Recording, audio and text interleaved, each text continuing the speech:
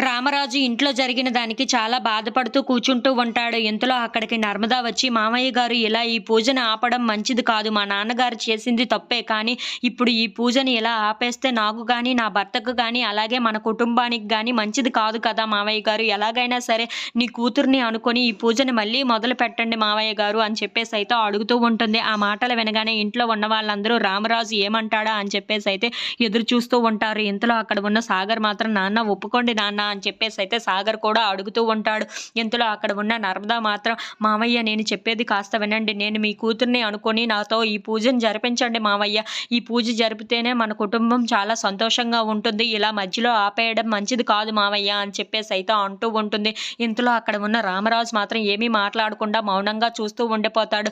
అది చూసిన నర్మద మాత్రం, "మావయ్య ప్లీజ్ మావయ్య ఎలాగైనా సరే ఒప్పుకోండి మావయ్య. ఈ పూజని మనం ఎలాగైనా జరిపించాలి మావయ్య. ఇది మధ్యలో ఆపడం అంత మంచిది కాదు మావయ్య" అని చెప్పేసైతే అంటూ ఉంటుంది. ఇంతలో అక్కడ ఉన్న సాగర్ మాత్రం, "నాన్న ఎప్పటికీ ఒప్పుకోడేమో" అని చెప్పేసైతే అనుకుంటూ ఉంటాడు. ఇంతలో నర్మద రామరాజు దగ్గరికి కాలు మీద పడి, "మావయ్య ఎలాగైనా సరే ఈ పూజను చేయించండి మావయ్య. మా శ్రేయస్సు కోసమైనా మేము బాగుండాలి అని అయినా సరే ఈ పూజను మీరు తప్పకుండా చెయ్యాలి మావయ్య. ప్లీజ్ మావయ్య" అని చెప్పేసైతే బ్రతిమలాడుతూ ఉంటుంది. ఇంతలో అక్కడ ఉన్న రామరాజు, "బుజ్జమ్మ ఎలాగైనా సరే ఈ పూజను జరిపిద్దాం" అని చెప్పేసైతే అంటూ ఉంటారు. ఆ మాటలు వినగానే ఇంట్లో ఉన్న వాళ్ళందరూ అయితే చాలా సంతోషిస్తూ ఉంటారు. ఇంతలో రామరాజు పంతులు గారిని పిలిపించి, "పంతులు గారు పూజ మొదలు పెట్టండి" అని చెప్పేసైతే అంటూ ఉంటారు.